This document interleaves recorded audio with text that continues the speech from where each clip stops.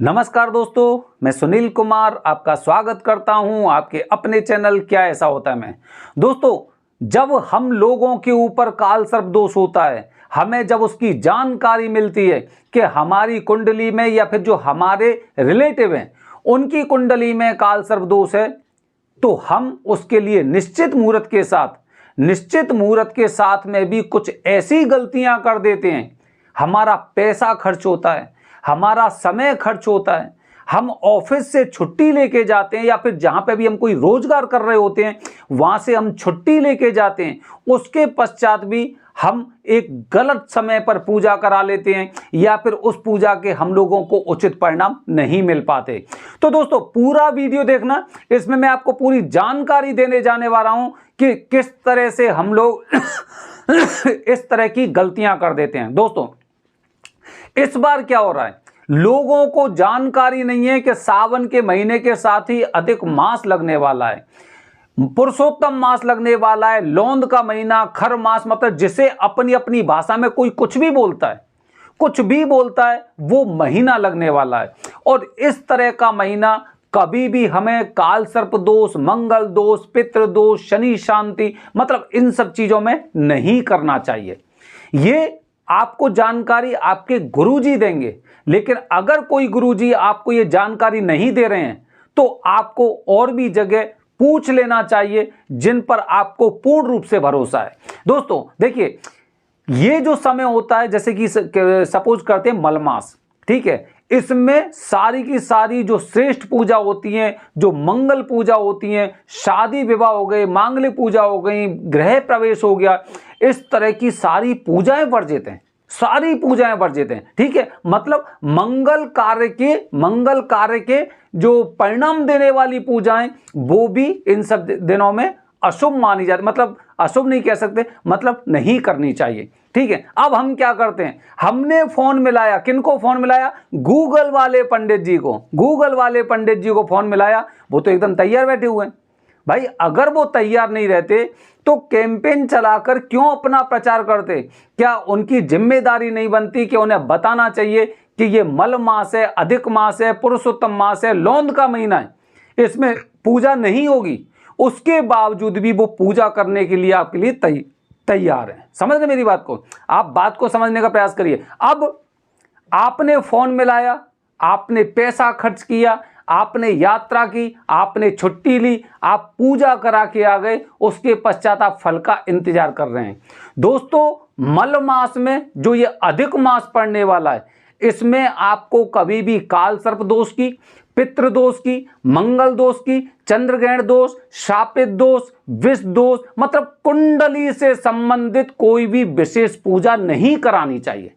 ये होती हैं विशेष पूजाएं, कुंडली से संबंधित, एक जीवन से संबंधित, जिनकी हम जब शांति कराते हैं तो हम एक मंगल की इच्छा रखते हैं, जैसे कि शादी हो गई, गृह प्रवेश हो गया, इस तरह की चीजें, इन सब जो दिन होते हैं इनमें ये नहीं बताई जाती, मतलब एक तरह से बोला जाता है निषेध होती हैं। अब ये हम बहुत बड़ी गलती करते हैं।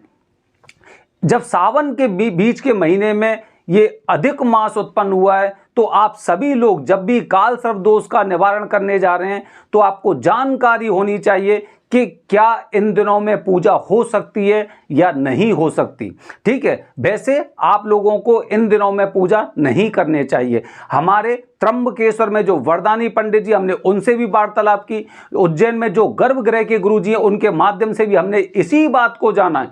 यही बात हमने जानी है कि इन दिनों में वो स्वयं कोई पूजा नहीं कराने वाले हैं। समझ रहे हैं? वो पूजा नहीं करा रहे तो पूजा कौन करा रहे हैं? पूजा करा रहे हैं वो इंटरनेट वाले गुरुजी, इंटरनेट पे जिनकी वेबसाइट चल रही है, जिन्होंने कैंपेन चला रखे हैं, वो इन दिनों में पूजा कराने वाले हैं, ठीक है। अच्छा, हमारे गुरुजी कौन सी पूजा करेंगे? हमारे गुरुजी करने वाले महामृत्युंजय मंत्र का जाप करवाएंगे, ठीक है, रुद्राभिषेक कराएंगे, ठीक है। राहु और केतु की शांति के लिए जो जाप होते हैं, मतलब जाप की इन दिनों में बड़ी विशेष महिमा होती है, ठीक है। तो वो सारे कार्य कराने वाले हैं, इस तरह के कार्य नहीं कराने वाले। तो अगर आप गलती से भी अगर इन दिनों में पूजा करने जा रहे हैं काल सर्प दोष या मतलब कुंडली से संबंधित होगी, तो आपको ध्यान रखना चाहिए। हो सकता है आपको पूजा का फल ना मिले, हो सकता है, ठीक है। अच्छा, और गलती हम क्या करते हैं दोस्तों, और गलती हम ये करते हैं, देखिए ध्यान रखना, हमारा भारत देश है, भारत देश में काफी चीजें टोटके से भी चलती हैं। एक बहुत बड़ी गाड़ी जो आपने ट्रक देखा होगा, उसके अंदर न जाने कितने उसके अस्थि पंजर होते हैं, ठीक है, कितने पुर्जे होते हैं, उसके पश्चात भी उसमें नींबू और हरी मिर्च लटकाई जाती हैं, ठीक है। ये हमारा देश है, समझने का प्रयास करिए। जब हमारे परिवार में किसी की तबीयत खराब होती है तो घर में डॉक्टर की प्रेस्क्रिप्शन, एक्सरे, ईसीजी और जितने क्या बोलते हैं, जितनी सोनोग्राफी टाइप की होगी, अल्ट्रासाउंड वगैरह, वो सारी रिपोर्ट रहती है। जैसे ही पेशेंट सही हो जाता है तो वो सारी चीजों को फेंक देना चाहिए। कहते हैं घर में इस तरह की चीजों को नहीं रखना चाहिए, क्योंकि ये वास्तु के भी विरोधी होती हैं। इसीलिए कोई पुरानी प्रेस्क्रिप्शन रखी हुई है, पुरानी दवाइयां रखी हुई हैं, पुरानी रिपोर्ट रखी हुई हैं, उन सब चीजों को हम खत्म कर देते, क्योंकि हमारे अंदर जो बीमारी थी वो बीमारी का हमने निवारण कर लिया है, बीमारी का हमने निवारण कर लिया है, इसीलिए हमने वो फेंक दी। इसी तरह से जब आप पूजा करके आते हैं, पूजा करके आते हैं तो आपको प्रयास करना चाहिए कि पूजा से पहले जो आपकी वार्तालाप हुई हैं उन सब चीज़ों को आप डिलीट कर दें। अपने गुरुजी की चर्चा किसी से भी ना करें, किसी से भी। काफ़ी बार हम क्या करते हैं कि पता चलता है उसे कालसर्प दोष है, हमने पूजा कराई है, हमने पूजा कराई, उसके हमें बहुत अच्छे परिणाम मिले, हमने वही नंबर उनको दे दिया, उसके पश्चात हमें पता चलता है कि हमारे बुरे दिन शुरू हो गए उसके पश्चात। क्योंकि देखो मैंने आपको बताया ये हिंदुस्तान है, यहाँ पे काफ़ी चीज़ें हमारी ना कुछ अलग तरह से भी चलती हैं, जो हमारी सोच के अनुसार हो सकती है, कुछ टोने टोटके के अनुसार हो सकती है, मतलब ना वो उन चीज़ों के लिए कोई एक नाम नहीं दे सकते हम लोग, समझ रहे हैं। तो हमने जैसे ही वो नंबर दिया, अपनी पूजा का जिक्र किया, अपने दोस्त का जिक्र किया, तो आप समझ रहे हैं, आप ये समझिए कि जब आपने पूजा करवाई, आपके दोष पूरी तरह से शांत हुए।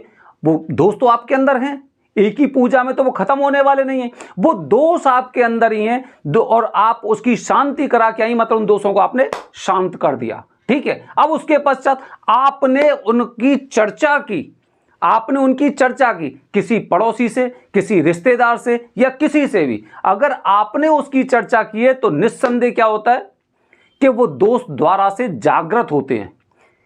अब जागृत कैसे होंगे समझ रहे हैं, जैसे कि मैंने पूजा कराई थी, पूजा बहुत अच्छी हुई और तब से ना मैं बहुत खुश हूं, मेरी पूजा के सफल परिणाम भी आए, मेरे साथ ऐसा हुआ, मेरे साथ वैसा हुआ, ऐसे करके।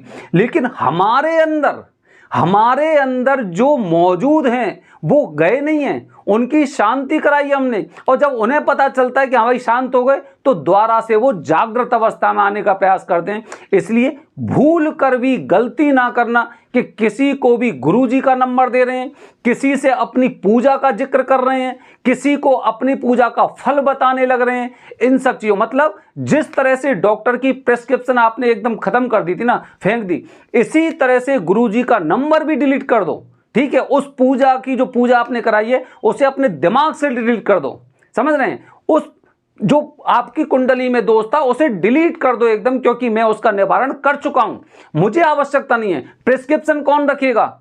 जिसे विश्वास होगा, उसे विश्वास होगा कि मेरी तबीयत दोबारा खराब होगी, इसीलिए मुझे दवाइयों की आवश्यकता होगी, इसलिए उसने प्रिस्क्रिप्शन संभाल के रख रखी है, समझ रहे हैं। लेकिन हम तो ऐसी जगह पूजा करके आए कि अब हमें आवश्यकता ही नहीं है। अब आवश्यकता नहीं तो उन सब चीजों को रखने की आवश्यकता नहीं है, ठीक है। दो बातें बताई मैंने, एक अधिक मास की, एक आप जो गलती करते हैं। तीसरी महत्वपूर्ण बात बता रहा हूं, तीसरी, पूजा से पहले जब हम चलते हैं ना, देखिए जब आप अपने किसी रिलेशन में जाते हैं, अपने साथ कुछ ना कुछ लेके जाते हैं ना, हमेशा कुछ ना कुछ लेके जाएंगे, क्योंकि एक कहा जाता है कि खाली हाथ किसी घर पे नहीं जाना चाहिए, ठीक है। इसी तरह से आपको जब भी यात्रा के लिए जा रहे हैं, जब भी आपको काल सर्प दोष से मतलब इस तरह की दोष की पूजा करने के लिए आपको जाना है, तो आपको एक बात विशेष रूप से ध्यान रखनी चाहिए, जिसे हम अर्जी बोलते हैं। अर्जी समझ रहे हैं? अर्जी मतलब एक तरह से ऐसा हो गया कि आपने एक फल लिया या फिर आपने एक अर्जी लगाई और अर्जी के माध्यम से आपने भगवान का नाम लिया, उनसे विनती की कि मुझे इस जगह पूजा करानी है, समझ रहे हैं? तो सबसे पहले अर्जी, काफी लोग सीधे पहुंच जाते हैं, उन्हें मुहूर्त के बारे में नहीं पता, उन्हें अर्जी के बारे में नहीं पता, उन्हें पेशी के बारे में नहीं पता, उन्हें पूजा के बारे में नहीं पता, उन्हें वरदानी पंडित जी के बारे में नहीं पता, उन्हें यह नहीं पता कितनी देर की पूजा होगी, उन्हें यह नहीं पता पूजा कहां होगी। और पूजा का फल हमें चाहिए, समझ रहे हैं? पूजा का फल चाहिए, कुछ भी जानकारी नहीं है। सीधा जैसे ही पता चला, किसी गुरुजी ने बोल दिया आपके बेटे पे कालसर्प दोष है, आप त्र्यंबकेश्वर जाइए, एकदम ट्रेन में बैठे चले गए, क्योंकि वहां तो कोई ना कोई पूजा कर ही देगा। और उस स्थिति में क्या होता है कि आपकी पूजा अच्छे ब्राह्मण से निश्चित मुहूर्त में, जो शुभ मुहूर्त होता है, उसमें आपकी पूजा नहीं हो पाती है। और फिर आप कहते हैं पूजा कराई तो थी लेकिन उसका कुछ फल नहीं मिला। अरे फल केवल ऐसा नहीं पूजा से मिलेगा, हमें कुछ ऐसा कर्म भी करना पड़ता है, हमें स्वयं कर्म करना पड़ता है। कर्म कैसे होगा? हमें अच्छी जगह संपर्क करना चाहिए, ठीक है, अच्छे मुहूर्त में पूजा करनी चाहिए, मंदिर एक दिन पहले जाना चाहिए, पहले पेशी लगानी चाहिए, अर्जी होनी चाहिए, मतलब बहुत सी चीजें होती हैं। लेकिन हम क्या कहते हैं? पूजा का फल नहीं मिला। प्रयास मतलब फल पाने के लिए ना खुद को भी प्रयास करना पड़ता है। तो इन चीजों का भी आपको विशेष रूप से ध्यान रखना है। अच्छा, एक और जो अंत में सबसे अंतिम महत्वपूर्ण बात है, लोगों को यह पता है कि 40 दिन के नियम तो होते हैं, लेकिन आपको यह भी पता होना चाहिए जब आप अर्जी लगाते ना, नियम आपका उसी दिन से शुरू हो जाता है, लेकिन 40 दिन आपकी पूजा के बाद से शुरू होते हैं। जब भी घर से निकलते हैं हम पूजा के लिए, तो हमें प्रयास करना चाहिए घर में हमारे में वो सामग्री भी नहीं होनी चाहिए जो 40 दिन के नियमों में बताई गई है, ठीक है? तो ध्यान रखना है, 40 दिन का नियम आपका पूजा के पश्चात से शुरू होंगे, लेकिन घर पर वो सामग्री आपके पहले से नहीं होनी चाहिए जब आप घर पे अर्जी लगाने के पश्चात निकलने वाले हैं। बने रहिए हमारे चैनल के साथ दोस्तों। ध्यान रखना है, अधिक मास में कुंडली दोष से संबंधित कोई पूजा नहीं करानी है। हर हर महादेव।